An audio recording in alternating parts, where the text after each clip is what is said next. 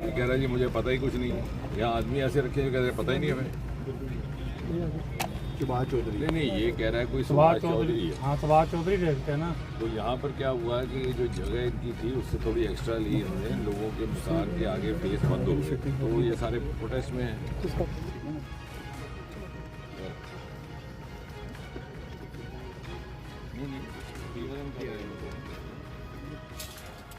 अरे देखो ये जगह ने अपनी जड़ी पहले भरी ना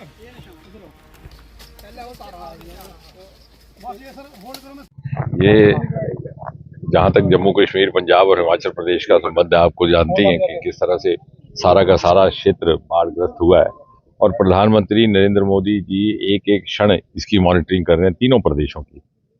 और उन्होंने हिदायतें जारी की हैं कि प्रदेश सरकार के साथ केंद्र सरकार पूरा समन्वय बना करके व्यवस्थाएं खड़ी करे। उसी सिलसिले में कल हमारा जीरो लाइन बॉर्डर पर रहा रामगढ़। आज ये क्षेत्र हमारे बड़े ही कर्मठ विधायक हैं युद्धवीर सेठी जी, और ये तो पहले भी बहुत मेहनती रहे हैं और इनके इस तरह के जनप्रतिनिधि होने से हमें भी सहूलत हो जाती है, सुविधा हो जाती है।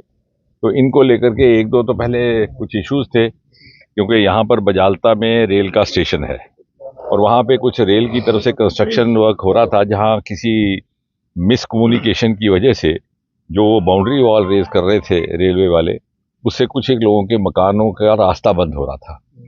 तो जाहिर है वो बात रीजनेबल नहीं है, लेकिन शायद किसी के ध्यान में नहीं लाएगी। मैं बधाई दूंगा युद्धवीर जी को, इन्होंने उस इशू को सामने लाया, उजागर किया। DRM साहब से बात हुई, अभी वो सारे मौके पर आ रहे हैं कुछ ही मिनटों में और उसका भी समाधान होगा। इसके अलावा वहाँ पर पुल था, वो भी हमारे विधायक युद्धवीर जी के ही बार बार प्रयास और आग्रह पर उसकी तामीर हुई थी कुछ ही समय पहले, लेकिन किसी को अनुमान नहीं था कि इतनी भारी मात्रा में ये फ्लैश फ्लड्स का सामना करना पड़ेगा, जो कहते हैं कि 99 ईयर्स में सबसे हैवी रेनफॉल हुआ है। तो उसका वो पुल तो बह निकला, लेकिन वो रास्ता था, क्योंकि वो खड्डे में से जब दूसरी तरफ जाते थे लोग तो उनको बड़ी परेशानी होती थी, खासतौर हमारी बहनों को, महिलाओं को, बुजुर्गों को। अब उसकी दोबारा तामीर होगी और इस आपदा के अनुभव से उसका निर्माण कार्य भी एक दूसरी रचना से किया जाएगा। उसकी ऊंचाई बढ़ा दी जाएगी, पिलर लगाए जाएंगे, उसके पिलर चौड़े कर दिए जाएंगे। इसी तरह से वहाँ पर ट्यूबवेल, उसको भी नुकसान पहुंचा है, जिससे पानी की क्षति हो रही है। जब तक ट्यूबवेल नहीं बनता तब तक वाटर टैंकर इत्यादि का तो व्यवस्था की जा रही है, लेकिन उसका भी काम जल्दी से किया जाएगा। यहाँ जहाँ हम खड़े हैं, यहाँ पर बहुत भारी नुकसान भी हुआ, जोर से सैलाब आया, लगभग 6 मकान, 2 दुकानें बह निकले। इसका भी निर्माण कार्य अभी एस्टिमेट बना है, PWD के अधिकारी भी हमारे साथ हैं। तो मैं आपके माध्यम से ये आश्वस्त करवाना चाहता हूं कि जब देश के प्रधानमंत्री स्वयं मॉनिटरिंग कर रहे हैं, तो अब जाहिर है कि जब प्रधानमंत्री स्वयं किसी बात की मॉनिटरिंग कर रहे हो तो नीचे तक जो व्यवस्थाएं हैं वो संचालित हो जाती है। इसलिए यहाँ के लोगों को आश्वस्त रहना है, उन्हें कोई शंका नहीं रहनी चाहिए, किसी तरह के साधनों की, सहयोग की कमी नहीं रहेगी।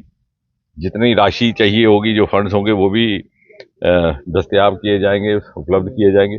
उसके अलावा यहाँ पर मेडिकल कैंप्स भी हमारे, और मैं बधाई दूंगा सिविल सोसाइटी और हमारे कार्यकर्ताओं को, जिस तरह से वो निकले, हमेशा निकलते हैं। चाहे कोविड था तो मेरे लगता नहीं कि कोई हमारा ऐसा कार्यकर्ता जिसे स्वयं कोविड का शिकार ना हुआ हो। और उसी स्पिरिट के साथ, उसी भाव के साथ हम सब आज फील्ड में है और प्रशासन को भी हिदायत दी गई है कि पूरा सहयोग करे हमारे जनप्रतिनिधियों के साथ। कह रहा है जी मुझे पता ही कुछ नहीं है। यहाँ आदमी ऐसे रखे हैं, कह रहे पता ही नहीं हमें।